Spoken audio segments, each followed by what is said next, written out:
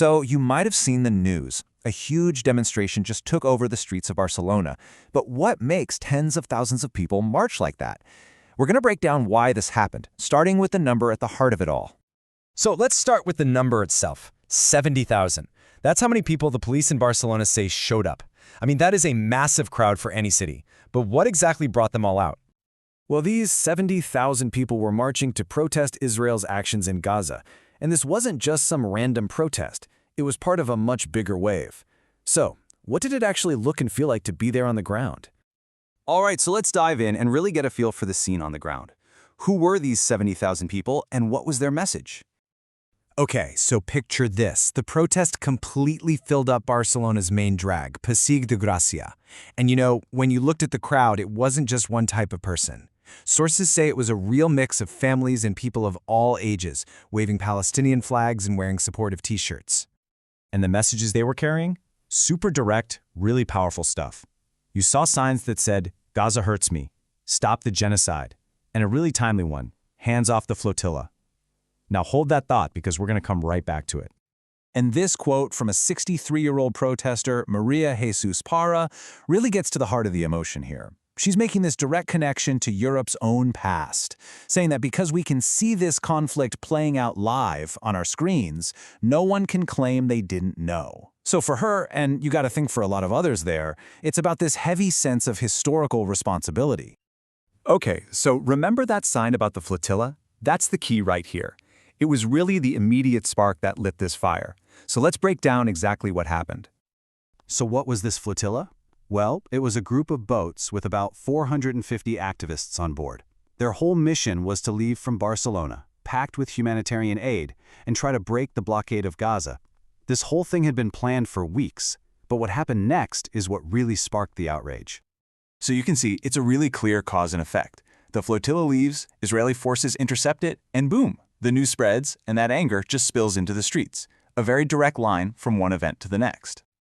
But here's the thing, this anger wasn't just happening in Barcelona. This was actually part of a much, much bigger movement that was spreading all across southern Europe. And that's a really crucial point.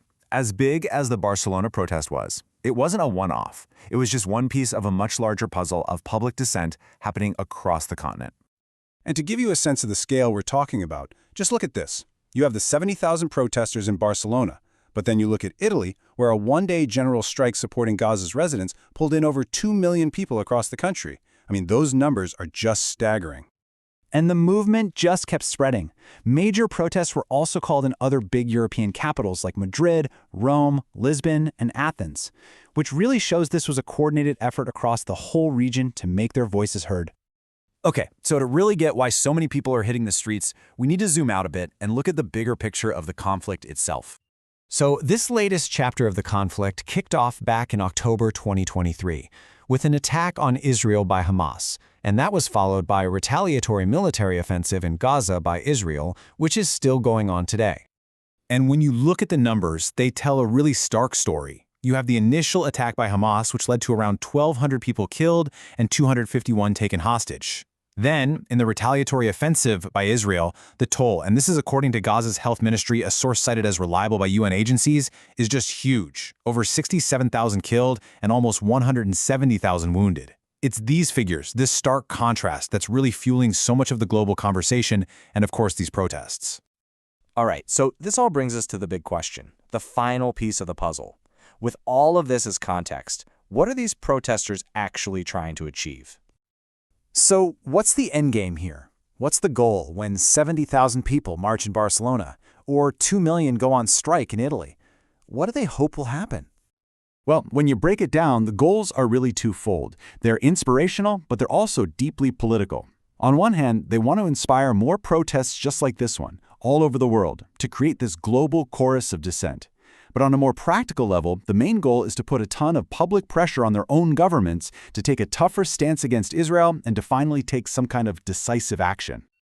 And that, of course, leaves us with the big open question. With all this pressure building up from the streets, from tens of thousands, even millions of their own citizens, the real question is, what are European leaders going to do about it? How will they respond?